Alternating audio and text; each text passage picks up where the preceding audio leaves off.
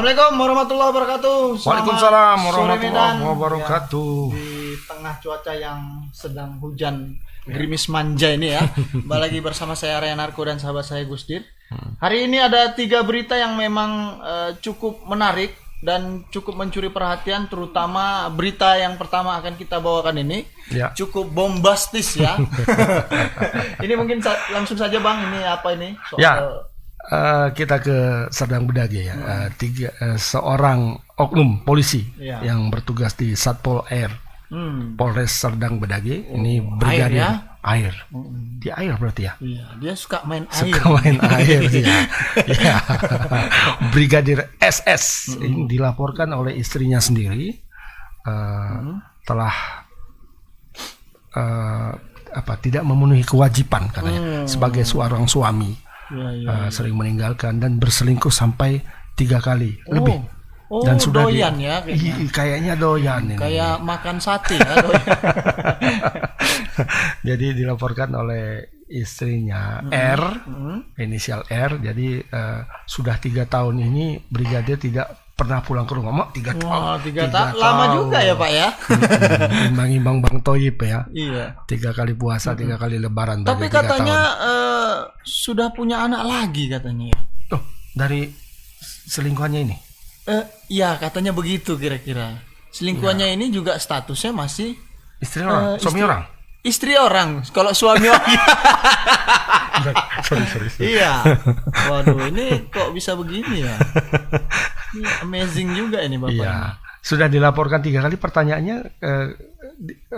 laporannya itu ditanggapi atau enggak kira-kira? Nah, karena sudah 3 kali kan? Katanya sudah 3 kali, cuman kayaknya istrinya Bapak ini merasa kecewa karena setelah 3 kali dilaporkan hanya diberi hukuman sanksi etik saja gitu. Harusnya kan ada juga ini pasal pidananya ya, soal barangkali merujuk kepada perjinahan gitu kan. Iya dong. Penelantaran gitu. Penelantaran. Gitu kan. Dan sebagai anggota Polri juga semestinya kan tidak boleh berbini 2 gitu ya. Enggak boleh ya? Nggak boleh. PNS juga tuh ya? PNS enggak boleh juga kan? Nggak boleh. Tapi Kecuali apa? ya, dari informasi yang kita dapat bahwa Brigadir SS dengan Ibu R ini telah menikah sejak tahun 2005. Oh, lama juga ya. Dan sudah dikaruniai oleh 2 orang anak yang sekarang berusia 12 tahun dan 7 tahun. Jadi Ibu R ini tinggal di kawasan Medan Labuan, Kota Medan dengan kedua anaknya. Sementara Pak Brigadir ini kabar-kabarnya ini tinggal di Serdang Bedage bersama dengan selingkuhannya ya? yang terbaru ini. Lain kayaknya ini ya. Memang kalau ada semacam istilah itu rumput tetangga memang lebih hijau gitu kira-kira ya. Sementara ladang sendiri tak terurus ya. Ini kebetulan nggak ada pula kita dapat videonya ya. Tadi kita sempat video perselingkuhannya. Bukan. Maksudnya video tentang pernyataan dari istrinya ketika setelah melapor gitu. Tadi kita sudah berupaya, cuman kebetulan istrinya Brigadir SS ini sedang dalam perjalanan gitu. Dari Medan mau ke Sergei. Gitu. Ya, jadi kita mungkin langsung saja ke reporter kita. Reporter kita, Bung Anugrah tadi yang sudah mewawancara ya. Ya, selamat sore Bung Wai. Selamat sore Bang Are dan Bang Agus. Ya, tadi saya sempat bertanya-tanya di mana Pak Wai berada gitu kira-kira ya. Apakah jadi atau tidak gitu ya. Ini Wai gimana Wai? Rencananya ibu ini mau melakukan tindakan upaya hukum apa lagi kira-kira? Karena kan katanya sudah 3 kali ke Propam Polres Sergei, kemudian ke Propam Polda juga sudah, dan sampai sekarang juga nggak ada sanksi tegasnya. Ini gimana Wai? Silakan Wai. Tapi katanya pernah dihukum penjara tapi sebentar saja gitu. Ya, gimana Wai? Kira-kira Wai? Bang Agus dan Bang Are. Nah, tadi saya sudah berbicara langsung dengan R ya, yaitu salah seorang warga yang ada di kecamatan di Medan Labuhan yang merupakan istri dari Brigadir SS yang bertugas di Polres Serdang Bedage. Nah, sebenarnya kasus ini Bang sudah lama bergulir ya. Sejak tahun 2019, si brigadir ini sudah tidak pernah pulang selama 3 tahun. Yang dia itu diketahui ternyata sudah menikah lagi. Nah, begitu tadi keluhan dari istrinya, Brigadir SS ini, dia meninggalkan 2 orang anak yang masih berumur 12 dan 7 tahun. Nah, sebentar. Sudah menikah lagi, berarti menikahnya secara resmi siri atau bagaimana? Karena beliau kan masih sejauh ini masih anggota ini ya, Satpol Air ya. Benar, Bang. Nah, tadi diceritakan sejak tahun 2019 itu memang dia sudah tidak pulang ya, Bang. Sudah tidak pulang ke rumahnya. Kemudian ternyata ketika diketahui, itu pertama kali dia mengetahuinya kalau mereka ini berselingkuh. Ternyata si Brigadir SS ini awalnya itu digrebek langsung sama istri si yang saat ini sedang bersama si Brigadir SS ini atau selingkuhannya ya. Kemarin itu kalau di tahun 2019 Bang, awalnya itu sekitar katanya tadi bulan Februari mereka itu digrebek katanya oleh suaminya, kemudian Kecamatan Perbaungan Bang. Jadi dari situ si suaminya si selingkuhan brigadir ini sebenarnya sudah melaporkan, namun kemudian katanya semalam itu berujung pada perdamaian karena pada saat itu si R ini tidak turut melaporkan suaminya begitu karena dia kira ini bisa diselesaikan begitu. Karena Bang, ini bukan kasus pertama kali si Brigadir SS ini selingkuh katanya.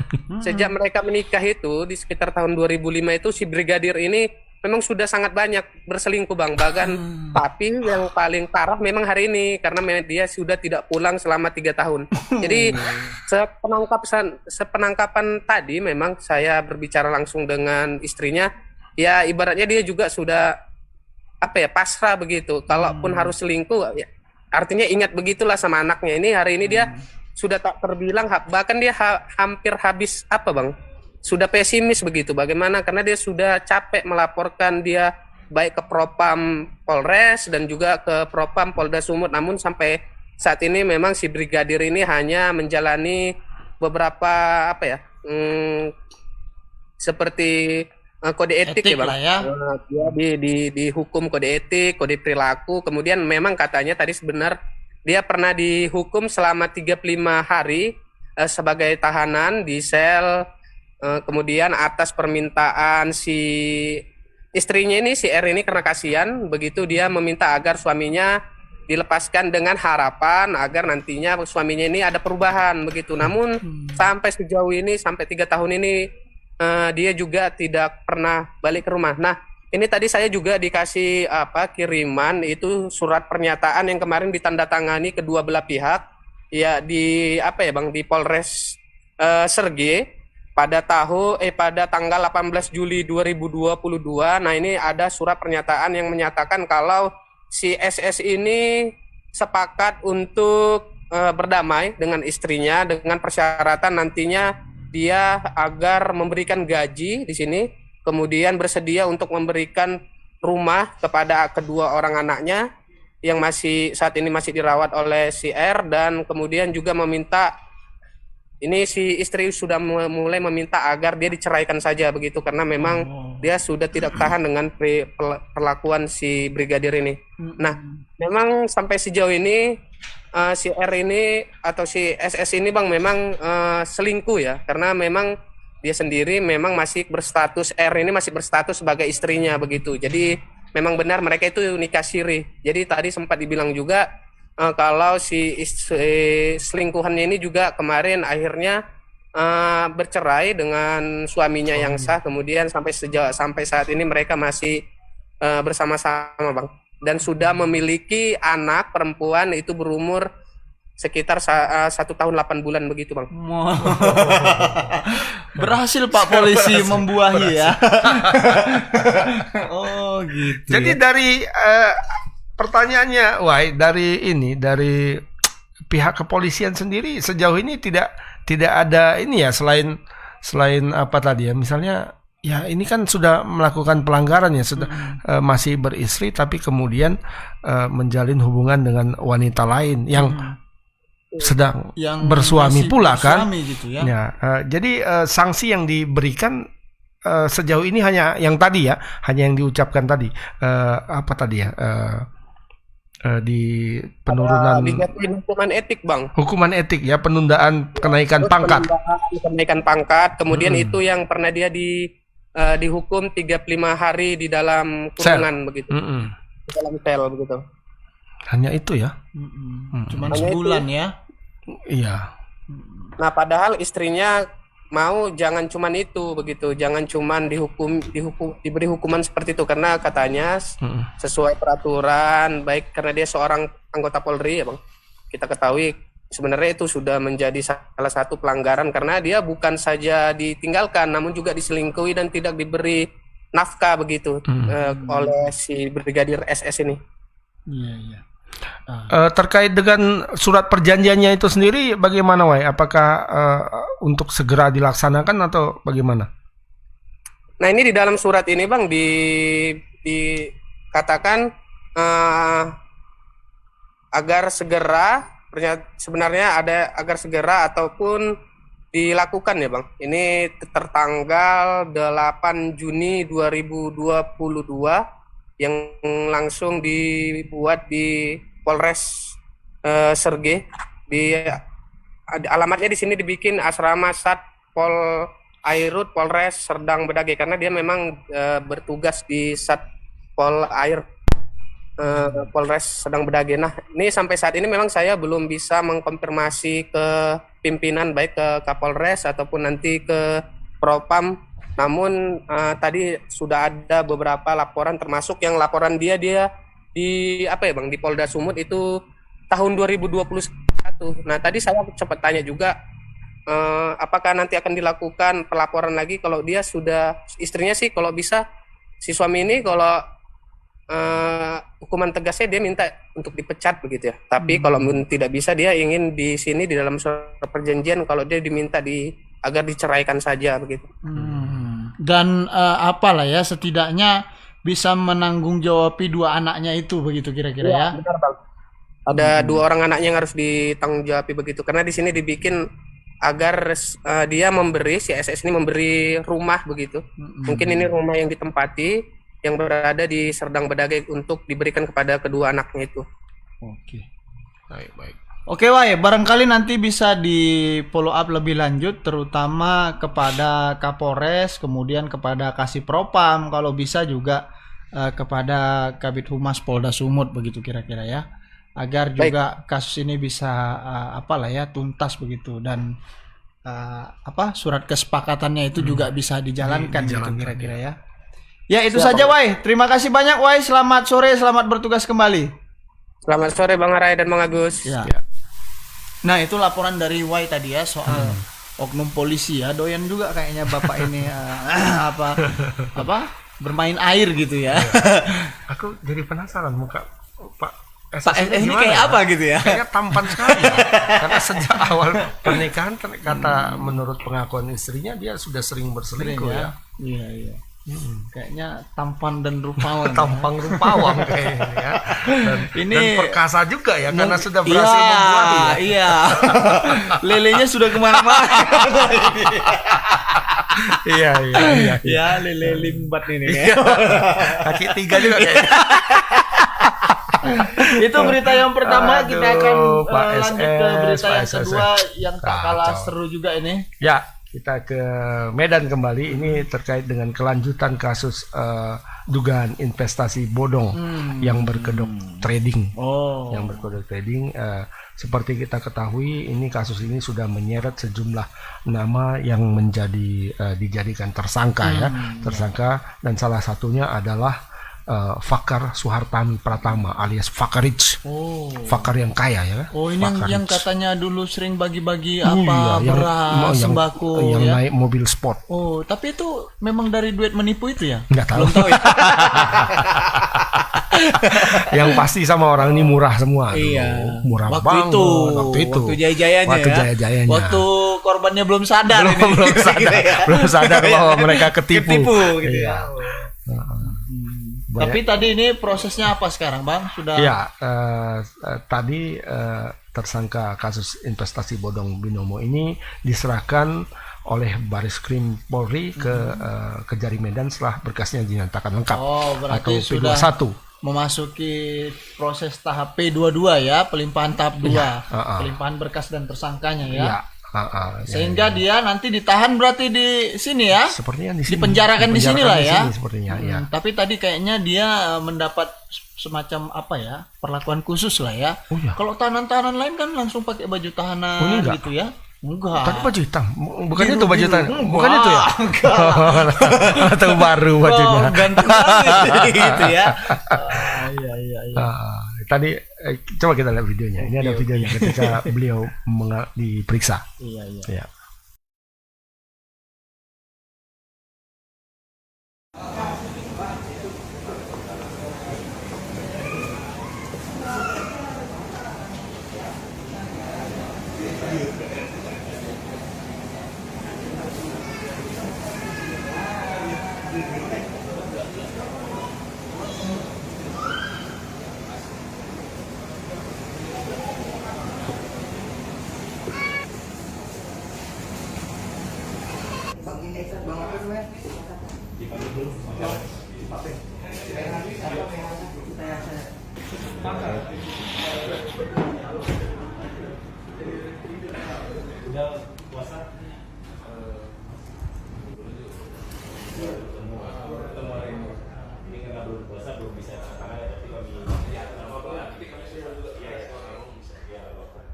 Jadi waktu penyidikan belum bisa. Misalkan sekalian gitu. Iya. Ganti ya. Tapi ini biasanya di Medan. Coba.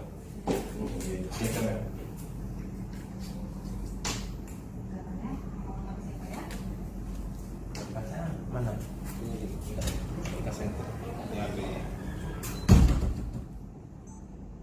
Sambil isi saya ini ya, kan sudah paham ya posisi tahap 2 ini. Ada yang akan menggunakan haknya untuk mendampingi pengacara. Nah, ya ini. Ya, apa Pak? Apakah ada hal-hal lain yang akan saudara jelaskan?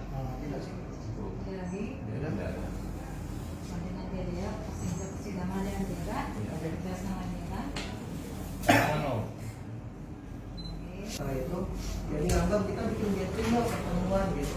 Dari situ awalnya lebih tidak pernah sih pernah melakukannya, palingan trabar itu ya sebuah hanya sekali dan itu jarang gitu tadi. Kalau trabar itu kan trading barang, open posisi sama-sama ya. Nah kalau aku lebih ngajarin mereka itu lebih ke fundamental.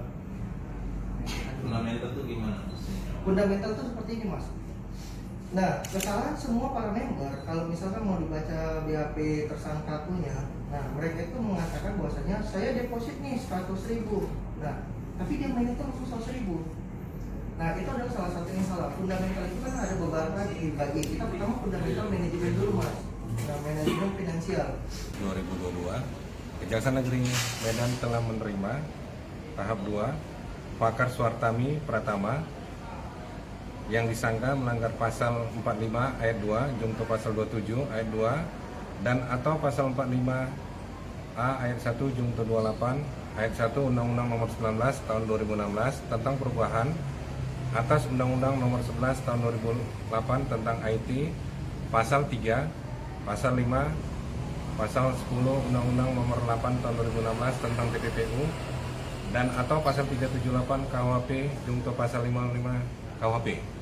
Jam berapa tibanya tersangka ini Bang di Medan? Bisa dijelaskan Bang? Tersangka tiba di Medan dari Jakarta ke Kejari Medan itu pada pukul 11.30 dan langsung kita lakukan tahap 2 di mana tim dari Kejaksaan Agung mengirimkan 18 jaksa dibantu dengan 3 jaksa dari Kejari Medan dan akan dilakukan penahanan 20 hari ke depannya ke Rutan Tanjung Pusta. Untuk pelimpahan ke pengadilan sendiri Bang, gimana Bang? Kapan akan dilimpahkan? Secepatnya kita limpahkan. Jaksa penuntut umum akan membuat surat dakwaan, seterusnya akan dilimpahkan ke pengadilan. Nantinya di pengadilan Bang, jaksa mana yang menyidangkan Bang? Jadi kalau dari Kejari Medan itu Ibu Juwita, Pak Chandra, dan Ibu Novalita. Ya, untuk kondisi tersangka gimana? Sehat walafiat. Cukup? Oke, cukup. Ada mau ditambah Pak Kasih Bidum? Di KTP ini masih kerja sebenarnya. Jadi BAP kemarin.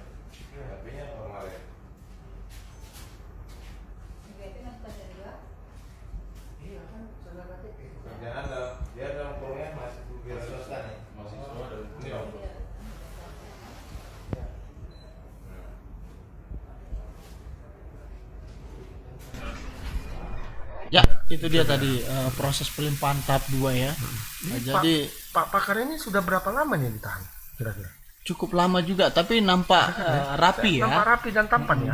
Iya, berbeda ya. Iya, sebaknya itu, sebak istilahnya kan. Cepak meong namanya. Ada barbershop di sana. Kayaknya. Kalau punya duit. Bagus kan? Iya. Sebaknya bagus dia. Rapi ya, Rapi, nampak bersih ya. Enggak. Maksudnya kita kan bertanya-tanya kan ketika 365 gitu ya. Iya. Kalau 365 baru 4 hari aja dia, 5 hari udah gitu. Agak ada hitam sini. Berkuri-kuri. Ya, kan ini kan semakin bersih. Bersinar kayaknya, ya. Bersinar. Mungkin sisa-sisa duitnya masih ada. Ya, untuk perawatan maksudnya, bukan untuk yang lain. Oke. Ya, kita langsung ke reporter kita, ada Gita Tarigan. Halo Git.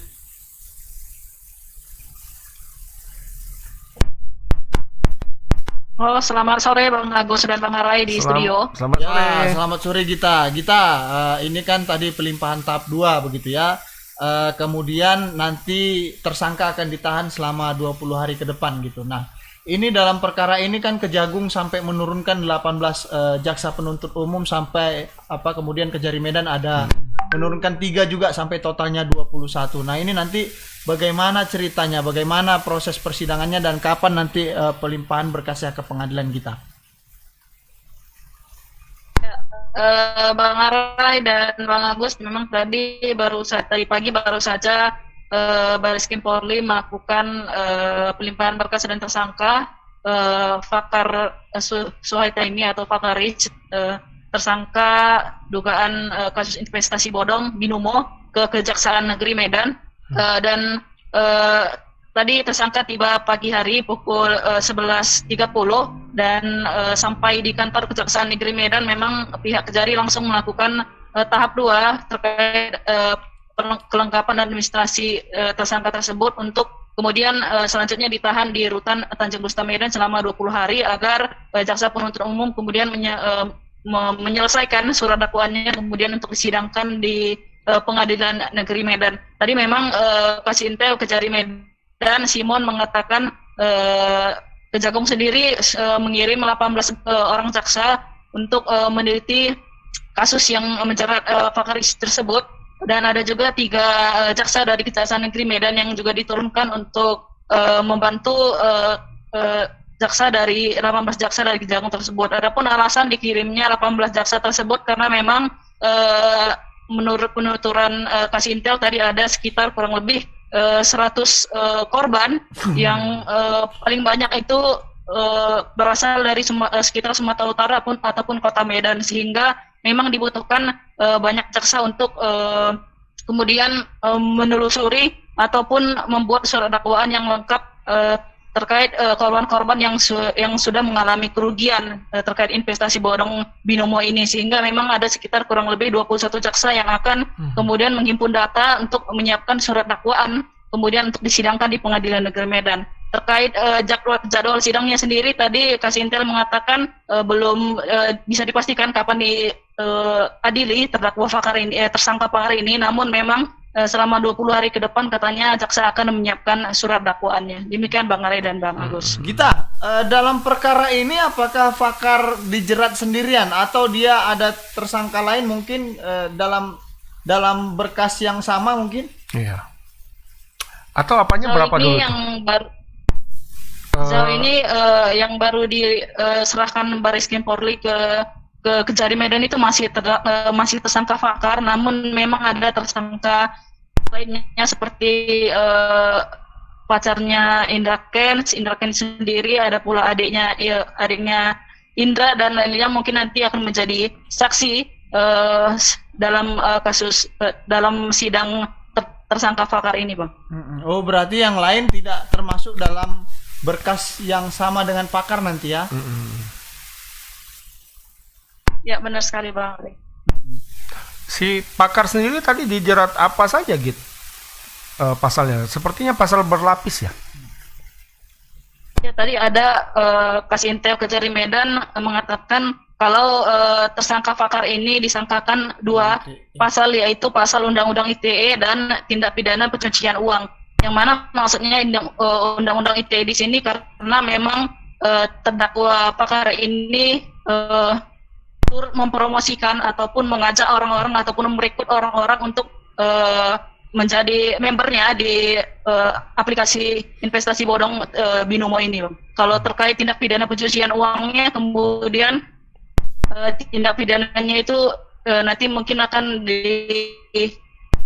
dilihat lebih lanjut terkait harta benda yang dimiliki oleh Fakar, yang mana harta benda tersebut diduga hasil dari kerugian para membernya. Demikian, Bang. Pasal 378-nya nggak ikut ya penipuannya?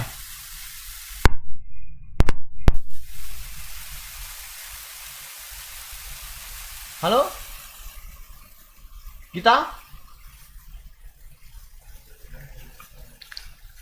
Halo Git, Halo? kayaknya sedang apa ya, agak terganggu sinyalnya nih. Untuk pasal 378-nya Gita, penipuannya. Halo Bang Arai dan Bang Agus. Ya.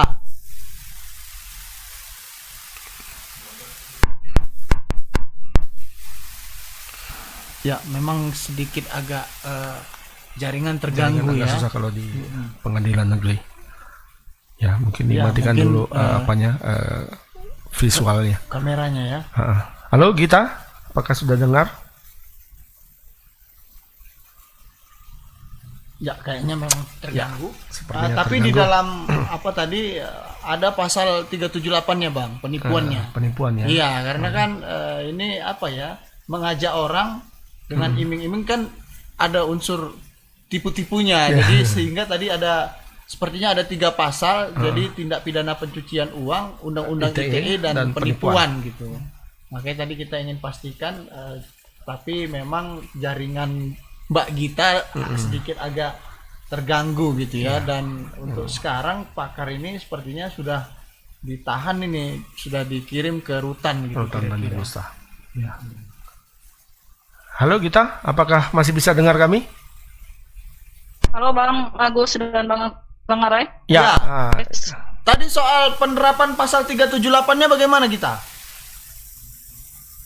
Ya memang tadi ada juga disebutkan pasal 378 terkait dugaan penipuan karena memang sekaitan juga dengan undang-undang ITE terdakwa ini diduga mencari member ataupun mencari anggota-anggota lain untuk menginvestasikan uangnya kemudian di aplikasi Binomo tersebut, Bang.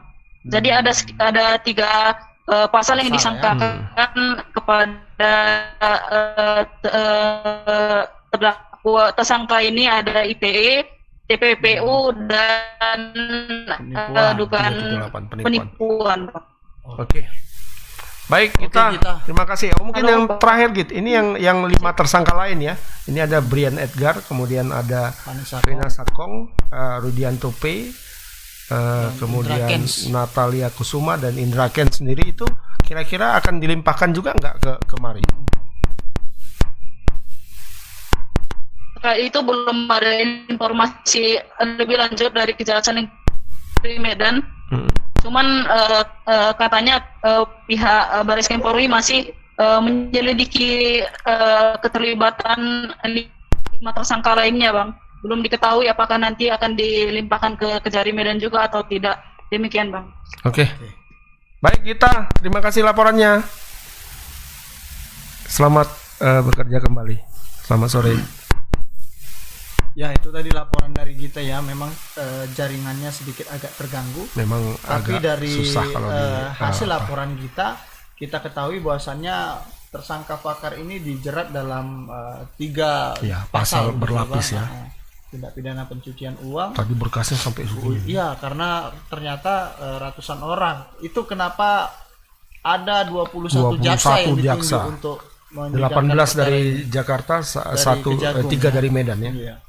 Ini luar biasa juga Bung Pakar ini tadi beliau juga sempat terekam begitu ya, ngobrol dengan pengacara Kesohor lah di Kota Medan ya. Salah seorang pengusaha Kesohor ya di Medan. Apakah beliau akan menjadi kuasa hukum Mungkin Bung Pakar ya? tim mungkin bisa jadi, Bisa jadi, ya. tergantung duit pakar banyak nggak gitu kira-kira. Asik, orang sebaknya masih mantap kok. Nah. Masih licin. Ya, itu berita yang kedua. Kita akan lanjut ke berita yang ketiga. Ya, berita Udah tak ketiga kalah menggemparkan dan menghebohkan. tadi pagi ini kita kembali ke daerah pesisir timur ya, dari Kabupaten Asahan tepatnya, ini dari Desa Bunut Seberang, Kecamatan Pulau Bandring, Kabupaten Asahan. Jadi tadi pagi ada satu pabrik tahu yang meledak. Tahu meledak ya. Ya, mesinnya meledak, dan ini terjadi sekitar pukul 8:30 pagi ketika warga masih ramai, tiba-tiba dikejutkan oleh suara ledakan yang sangat luar biasa besar, dan warga terkejut, ini kira-kira apa yang meledak ini, sempat mengira gempa ya kan, karena getarannya cukup keras, kuat. Nah, ternyata yang meledak itu adalah mesin dari pembuatan tahu. Nah, akibat ledakan ini 7 orang mengalami luka-luka. Ini 7 orang ini adalah para pekerja pabrik. Nah, yang cukup parah itu bernama Rian, 25 tahun, karena tertimpa material sehingga mengalami luka di kepala yang cukup serius. Ini ada video. Videonya, ada videonya.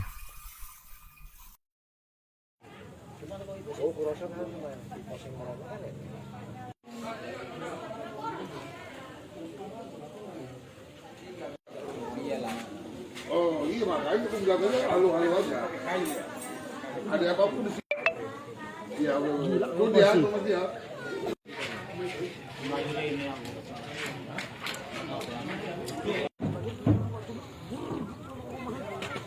Masih pro. Apa-apa di mana biologi tadi. Ya, terdengarkan dari rumah. Begitu besar ledakan, baru kita ke TKP dan menyelamatkan korban yang ada sekitar 7 orang, 2 yang kritis, sisanya ada di puskesmas terdekat sini masih ada. Sekitar jam berapa kejadiannya? 8.15. Sekitar 8.15. Selain pabrik ini, bangunan apa lain yang rusak? Rumah-rumah warga yang berdekatan dengan pabrik ini lah, itu hancur semua. Ada berapa rumah, Pak? Ada yang parah, ada 1 rumah, yang ada 6 rumah lagi perusahaan dengarnya. Informasinya Pak, ini ledakan dari mana Pak? Dari tabung uapnya. Tabung uap. Pak, ini udah berapa lama beroperasi Pak pabriknya? 2 tahunan. Tahunan atau puluhan tahun? 2 tahunan, sekitar 10 tahunan gitu. Pemiliknya Pak? Bapak Sapari. Pak, izin nama Pak siapa? Dinar. Dinar ya? Kadus? Kadus 5.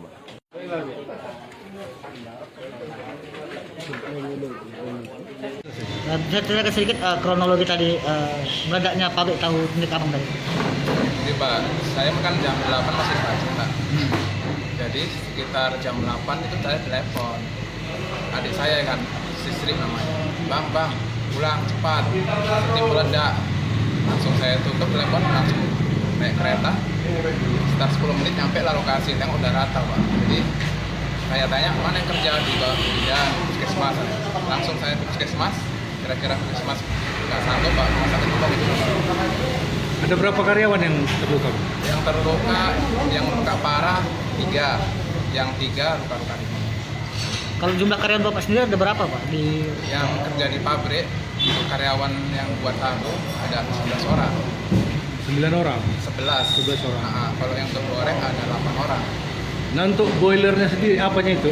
Steamnya itu prosesnya gimana itu Pak? Kemungkinan gini Pak, memang ya, semua itu ada tanggung jawab yang kerja kan gitu. Yang kerja biasanya kalau yang kerja itu kan setiap mau apa disi air dulu. Mungkin ya, lupa ngisi air, ya kan? Lupa ngisi air ditambah api terus. Jadi tekanan itu nggak ada keluar. Jadi kemungkinan ya Pak ya, kemungkinan itulah. Biasanya ada yang kontrol itu Pak ya? Biasanya ada yang kerja itu. Di bagian kontrol untuk steamnya itu Pak? Iya, yang kerja lah. Operasi steam ini sendiri gimana sebetulnya Pak? Ya modelnya manual aja, asal untuk isi, asal untuk kerja udah gitu aja. Steam itu udah lama itu Pak dibuat? Udah lama Pak, udah puluhan tahun, tahunan Pak. Dia khusus untuk proses apa itu Pak? Merebus saja Pak uap. Untuk merebus, untuk uap ya, menimbulkan uap. Izin nama abang siapa bang? Nama saya, Iya. nama saya Safari. Nah, itu dari keterangan Pak Sapardi ya. Pemilik Pemilik, pabrik. Ya. Tapi rata ya pabriknya. Ya, kayaknya teman satu sekolah Nobita. Pak Sapardi ya. Ini tadi ada 7 korban ya. Jadi ternyata 3 yang terluka parah bang. Tadi keterangan Pak Sapardi. Kalau dugaan sementara memang ledakan itu berasal dari steam ya, mesin uap gitu ya. Kayaknya untuk menguapkan Iya, kedelai ya. Kedelai. Jadi dia bilang kemungkinan lupa mengisi air katanya. Ya, jadi api itu terus, nyambar. ya kan, api terus, airnya kurang jadi sangat Ya, panas meledak. Nah, ini. Tapi sepertinya kejadian pabrik tahu meledak pernah juga kayaknya. Di sini juga. Di Biasanya. daerah sana ya. Mungkin dengan apa ya? Dengan penyebab yang kemungkinan sama gitu Sama, kayaknya. Iya. rata-rata ledakannya di Ledakan dari steam mesin itu. mesin uap. Karena kalau yang lain kan kayaknya manual ya, Iya. hanya itu mesinnya. Ya, kita langsung ke reporter kita Bung Alif. Ya, ada Alif. Halo, Alif. Ya, halo Bang Agus, halo Bang Rai, selamat sore Medan. Selamat sore, Selamat Liv. sore, Liv. Liv, ini bisa dijelaskan dulu kronologisnya ini seperti apa, pukul berapa, kemudian sekarang di mana saja korbannya dirawat nih? Ya, terima kasih Bang Rai. Perlu jelaskan bahwasanya kejadian ini terjadi sekitar pukul 8.30 tadi pagi, di mana satu buah pabrik pengolahan tahu meledak Bang. Saat itu diketahui ledakan tersebut berasal dari satu buah mesin untuk penguapan kacang kedelai. Nah, dari itu diduga operator atau pengoperasian mesin tersebut lalai dikarenakan ada satu elemen yang kemungkinan dilupakannya, yaitu mengisi air dan membuka katup dari mesin tersebut. Nah, dari kejadian tersebut ada 7 korban, namun terakhir kali informasi terakhir kami dapat hanya 6 korban yang mengalami luka. Satu hanya luka pada bagian punggung, gitu Bang.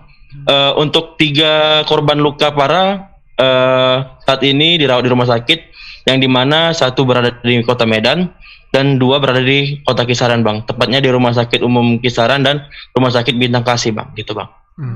Kenapa Liv sampai dibawa ke Medan? Apakah luka-lukanya terlalu berat begitu sehingga membutuhkan perawatan yang lebih intensif dari Intensif Bang. Iya, terima kasih Bang Agus. Tadi saya sempat konfirmasi tadi ke Dinar atau Kadus 5 atau kepala dusun di sekitar itulah Bang, di desa Bunut Seberang, di mana dia menjelaskan bahwasanya korban atas nama Rian tersebut mengalami luka yang cukup parah di bagian kepalanya, di mana tepat di bagian atas pelipisnya yang pecah gitu Bang. Nah, berdasarkan keterangan dari Dinar tadi, kepala si Rian ini sampai nampak tengkoraknya Bang gitu Bang, sehingga dilarikan ke Medan Bang gitu. Oh, berarti karena cukup serius ya, luka parah di kepala ya. Ya, dia tertimpa material ya, Liv. Iya Bang, tertimpa material. Cuman tadi kami coba mendalami material apakah dia tukang pengoperasian dari alat tersebut, belum ada yang menjawab terkait itu Bang. Karena kalau kena ledakan itu kan kayaknya pukulannya itu keras sekali kan, seperti kena bom parah gitu. Ya. Terakhir Bang, tadi Bang, selain korban manusia Bang, juga ada beberapa rumah yang terdampak Bang. Hancur ya. Tepatnya di sebelah pabrik tersebut ada satu buah rumah yang roboh Bang, temboknya dan kaca-kacanya pecah akibat ledakan dari mesin tersebut Bang. Kemudian ledakan tersebut juga berdampak kepada beberapa masyarakat yang mengira bahwasanya telah terjadi gempa, dan ledakan tersebut juga dirasakan sekitar 5 km dari lokasi ledakan tersebut Bang gitu.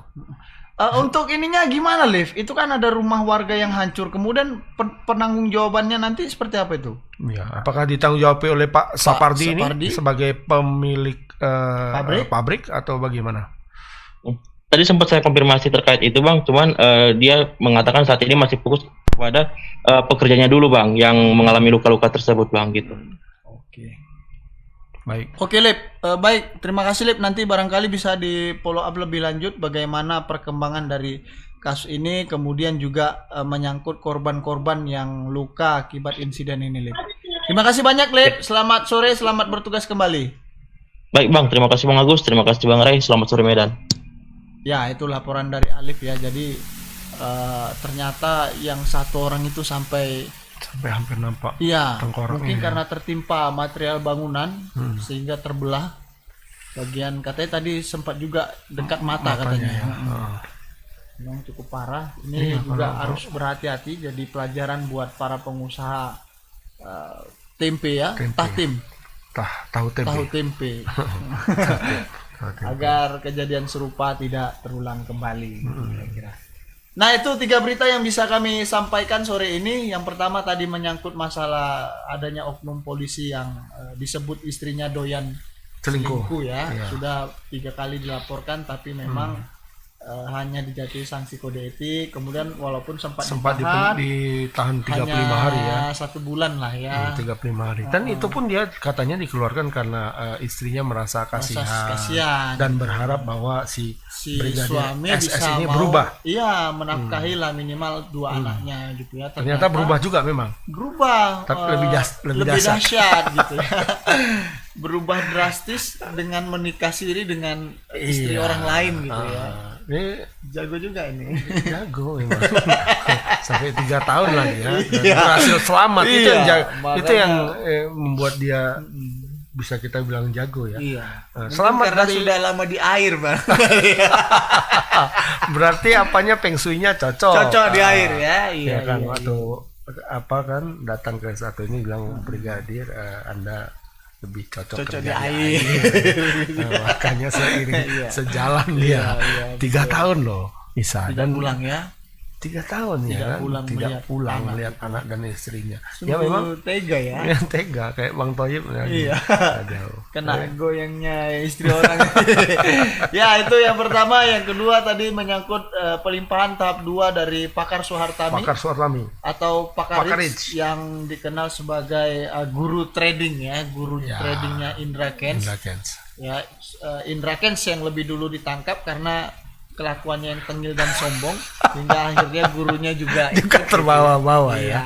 Ya mungkin harusnya gurunya itu bisa selamat. Bisa. Sama kayak Nodiwa Geng yang sekarang pura-pura gila. Ya kan? Begitu kawan-kawan ditangkap nyamar, pura-pura miskin, susah ya kan. Harusnya Nodiwa Geng ini ditangkap juga. Iya. Ya, karena kemarin saya dengar ada juga sempat yang mau buat laporan gitu, karena melaporkan dia, iya, melaporkan merasa tertipu juga dengan dia memang hampir-hampir sama nih, penipuan juga aja. sama satu ya? jaringan orang ini semua. Iya. Tapi kenapa dia bisa lepas? Nah, ini yang jadi teka-teki sebenarnya. Nanti akan kita dalami. Bisa agar gitu dia ya? ikut sangkut ya. Kan dengan pongah dan arogannya. Sekarang masih pura-pura miskin dia? Mulai menghilang ini kan. gitu ya? Langsung tadi mana lah dia pura-pura jadi nelayan. Kemarin itu jadi nelayan dia, Iya. tapi pakai jam ini jam mahal. Jam mahal. Nelayan apa gitu ya? Ini- Cuma aku dapat video apakah dia itu atau tidak, tapi kayaknya dia sudah mengendarai kembali mobil. Oh iya, mobil dia itu. mewahnya itu. Dia Udah itu pasti ya. dia itu. Iya kan? Iya. Kayak mobil-mobil yang di parkir di depan kantor wali kota kemarin. Iya, iya, Ya kan? yang mobil-mobil ngedrip-ngedrip sport ya. gitu Oh, kan, iya. mobil-mobil sport kemarin. Iya, Ya iya, kayak betul. gitu Kayak gitu model-mobilnya. Dia itu ya. Iya, nantilah coba kita tanya suaranya. Agar kita tanya kenapa Nodi bisa selamat gitu. Oh iya, apakah memang dia tidak terlibat atau memang apa yang dilakukannya itu tidak termasuk dalam penipuan Atau ada pemberian sesuatu sehingga atau memang belum Iya, gitu. iya, iya, Masih bisa menunggu jadi. giliran. nanti Ya. kita dengar juga dakwaan dari Pakar Suhartami apakah ada melibatkan yang lain gitu ya. Iya, apakah ya dalam persidangan nanti Iya. kan biasanya itu ada disebut ya. lengkap. Nah, itu yang kedua. Yang ketiga tadi adalah ledakan pabrik tahu di Kabupaten Asahan yang menyebabkan 7 orang terluka, 1 luka serius, 2 lainnya juga luka cukup serius juga. Dan tapi yang paling parah ada 1 orang bernama Rian Yang dibawa kemudian ke Medan ya? Iya, disebutkan tulang tengkoraknya itu hampir tampak karena lukanya yang dalam dan lebar itu pasti. Iya, tertimpa material bangunan gitu. Ya. Nah, itu 3 berita yang bisa kami sampaikan. Terima kasih banyak buat netizen yang sudah mengikuti segmen Selamat Sore Medan dari awal sampai dengan akhir. Sebelum mengakhiri segmen Selamat Sore Medan, saya kembali mengingatkan, karena hari ini adalah pelimpahan tahap 2 dari tipu-tipu binomo, maka ke depan marilah cari investasi yang lebih terjamin ya. Jangan lagi percaya dengan tipu-tipu muslihat semacam itu ya kan. Ini kita kayak kemarin juga di Karo begitu juga. Di Karo ada penipuan tapi modusnya menginvestasikan uang, nanti tiap bulan uangmu akan berganda gitu kira-kira. Modusnya begitu sampai caranya bagaimana itu mengadakan? Jadi nanti uangnya itu dipinjamkan lagi ke orang lain. Ini kayak sindikat rentenir lah istilahnya. Nah, tapi kawan terlalu bernafsu karena sudah sempat mendapat keuntungan 1-2 bulan. Begitu bulan sampai 60 juta uang sekolah anaknya ditimpakan ke sana. Begitu bulan ketiga mulai ngangin lah kan. Mulai ngangin si pelaku pura-pura lupa ingatan lah, aku siapa, aku di mana gitu ya. Nah, hal-hal semacam ini sering terulang karena kita terlalu gegabah dan terlalu bernafsu untuk mendapatkan sesuatu yang instan ya kan. Secara cepat. Iya. Saya ingatkan bahwasanya yang instan itu hanya mie, itu pun perlu proses untuk dimasaknya. Kecuali kalian mau makan apa yang keras itu dikremes gitu ya. Masukkan ininya bisa dimakan. Iya, itu. Itu bagian giginya kuat. Iya. Makanya ke depan soal-soal investasi ini jadi pelajaran lah bagi banyak pihak, terutama bagi para korban agar tidak terperdaya gitu ya. Investasi itu yang jelas-jelas beli tanah gitu ya, dan itu pun harus jelas tanah HIGU atau tanah apa gitu ya. Karena banyak juga yang tipu-tipu kan. Iya, nanti tanah sengketa. Kayak bapak yang sudah meninggal itu mafia juga, mafia tanah. Kami. Oh ya, atau yang lagi di penjara ya? Iya, kalau dia main kredit. Itu tingkat tinggi ya? Bang Anto namanya. Ya, terima kasih. Saya akhiri dengan ucapan Fastabikul Khairat. Assalamualaikum warahmatullahi wabarakatuh. Selamat sore Medan. Bang Anto ya.